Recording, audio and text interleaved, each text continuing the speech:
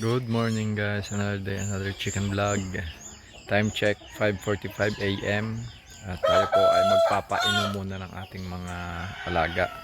Yun po ang aking routine dito. Inuuna ko po yung painom para ma-absorb po nila yung kung bibigyan po natin sila ng vitamins sa tubig tulad ng mga B-complex. Yan, katulad ng mga vitamin A, B, K. Yan po. Ang gamit po natin ay Progency. Hindi po yung sponsored. Progency po. Para wala pong laman ang kanilang tiyan. Yan muna po ang ating unang ibibigay. Yan po. Pagka po masama ang panahon, almost every day. Pagka hindi naman po, 3 times a week lang po. Bago po magising ating mga manok at maluwanag na po. Bago po mag-alas 6. Painom muna po tayo. Yan na po mga kaibigan. Atin na po silang napainom.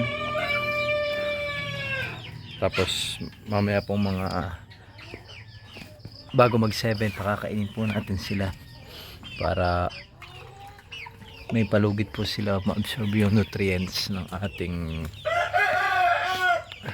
pinainom sa kanila.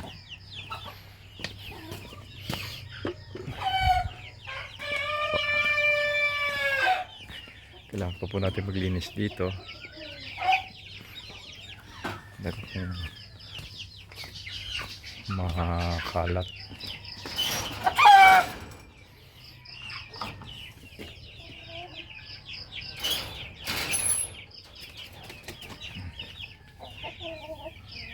Pag gumanda-ganda po ang panahon, atin muna po uling pakakawalan itong ating 5 hen dun sa ating range sa madamo para makapangain naman sila ng damo.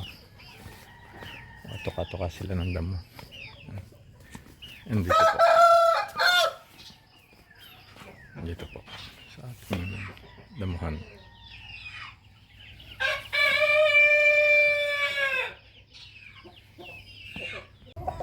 Ayan guys, nagpakain na tayo ng medyo maaga, mga 6:40, dahil may pupuntahan tayo mamayang mga 7:30. Kaya ano na tayo, masiglang ating mga alaga dito pa tayo sa grave. Pang kanilang kain.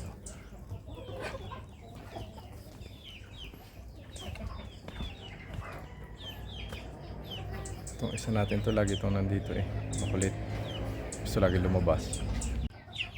Magandang kumain itong ating mga bulilit na paligaw dito, graded native. Nga pala guys, dadalhan natin si Whitey ng pagkain dalhin. Nakakaawa naman siya, hindi siya tumutukayan para may pagkain siya dyan habang naglilimlim siya. Sinipipa yung takaw.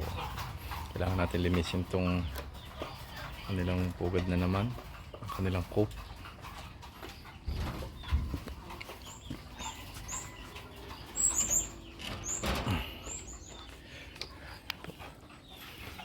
Ito po ang ating mga alaga. Meron po dito talaga maarte. Pag nasanay po sa wet feeding, yan.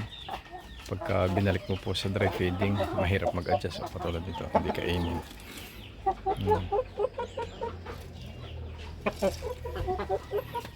Sabisain lang po natin ng konti.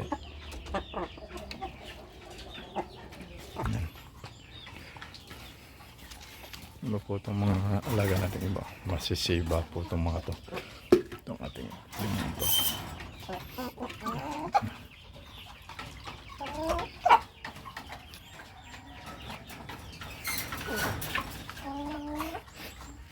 Ito pong dalawa, si Makoy at saka si Mocha, pinagsama na po uli natin kasi si Mocha naninibago pa po dahil tagal po siyang walang kasama, hindi po siya basta-basta kumakain.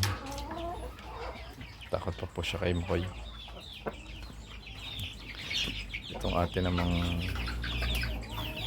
hen red queen ay atin pong napakain na ng successful. Dati po ang hirap niyang pakainin, talaga pong pahirapan, di po siya makaubos ng pagkain. Ngayon naman po nakakaubos na siya.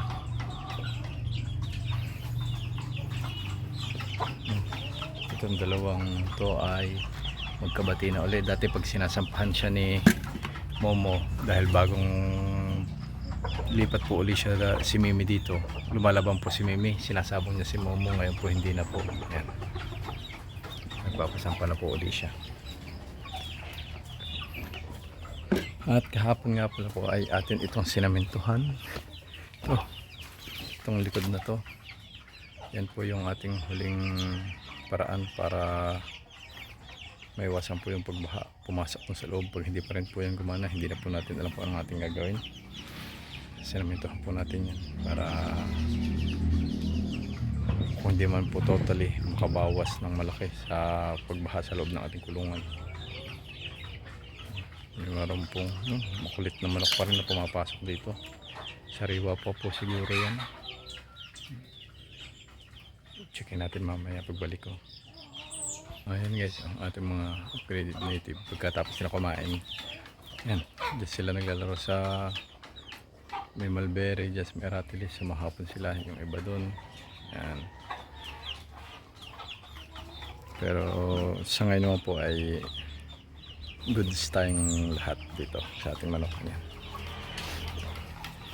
Basta masipag kumain ng ating mga alaga, wala tayong magiging problema. Isa po yung indication na healthy ang ating mga alaga.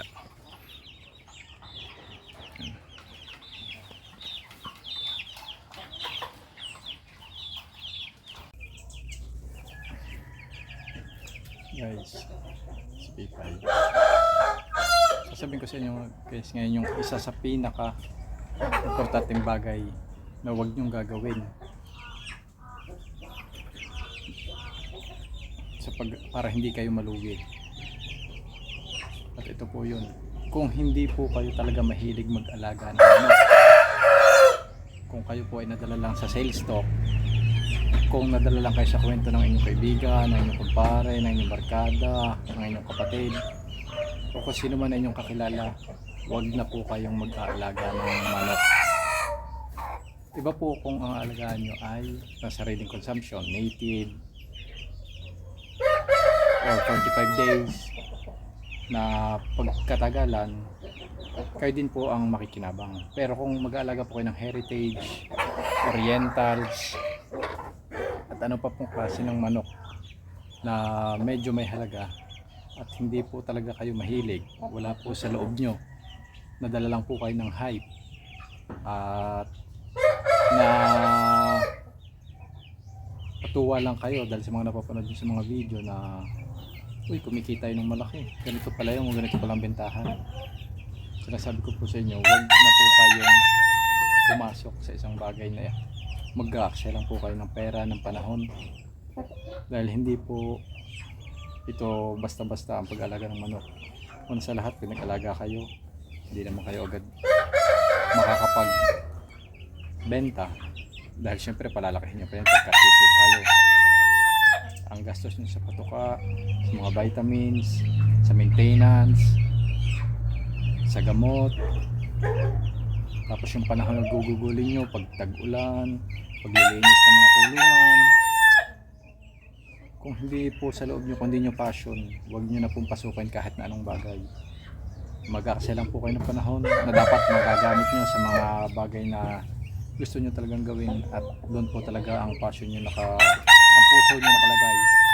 Ang pagmamanok po, hindi po yung katulad ng ibang bagay na makikita nyo na okay, pagpakain sa umaga, sa hapon, mamatay na lang kung mamamatay. Hindi po ganyan, hindi po kayo kikita sa ganyan. Kung ang inyo pong iniisip ay kumita sa pagmamanok po, hindi po agad yan. Syempre panahon po yan. Una sa lahat ngayon, ang labanan po sa SOCMED. Pagkakilala kayo, madali kayo makakabenta, pero kung nagsisimula pa lang kayo, mahirapan kayo, wala pa kayong market. Bago po kayo mag-alaga, siguraduhin nyo na hilig nyo talaga, dahil madaming ups, madaming downs ang pag-aalaga ng manok. Lalo na pagka nakakasakit, pag hindi nyo hilig, pababayaan nyo na lang. Kung mamatay, wala naman sa puso mo yung pag-aalaga. Pero kung hilig ng isang tao, kada gising mo yan, masaya ka. kumita ka man o hindi sa araw na to, okay lang. Tapos lagi mong intindihin ng alaga mo kung may sakit, kung okay lang, monitor mo mga pagkain, inom, mga dumi nila. Pero kung hindi talaga, mag-aaksay lang po kayo ng pera. Sayang lang yung aalagaan nyo, sayang yung panahon nyo. Tutok nyo na lang po sa ibang bagay. Yan po ang karamihang kinalulugi ng ibang nag-aalaga. Nadadala po sila sa hype, sa sales stock. Diyan po madaming nagkukwit, ilang months pa lang, 2, 3, dahil gusto nila may return of investment na agad na hindi po posible kung wala po kayong pagpapahalaga sa ginagawa nyo at hindi nyo po talaga hilig. Kaya may payo po sa inyo, huwag na po kayong pumasok sa pagmamanok kung wala po kayong hilig mag-alaga ng hayop. Wala kayong time. Dahil yung pera, kinikita naman po yan. Lahat tayo pwede magsimula kahit 2 piraso. Pero kung ang iniisip nyo po ay kumita ng malakihan, hindi po agad basta-basta yan. Yung mga sikat po na farm yan, kikita po yan. Yung mga kilala na, mga legit po yan, mga sila po mga nauna. Pero kung ngayon po kayo nagsisimula, madala lang po kayo sa hype. Huwag na po kayong pumasok basta-basta. Ako po nag-aalaga po ako dahil mahilig po ako sa hayop. Katuwaan ko din dito, lagi ko silang kasama. Yan. Kami po lagi magkakasama. Tsaka natutuwa po talaga ako. Pero bait ko naman mga alaga ko. Yan. Masaya po ako nakikita sila. Yan.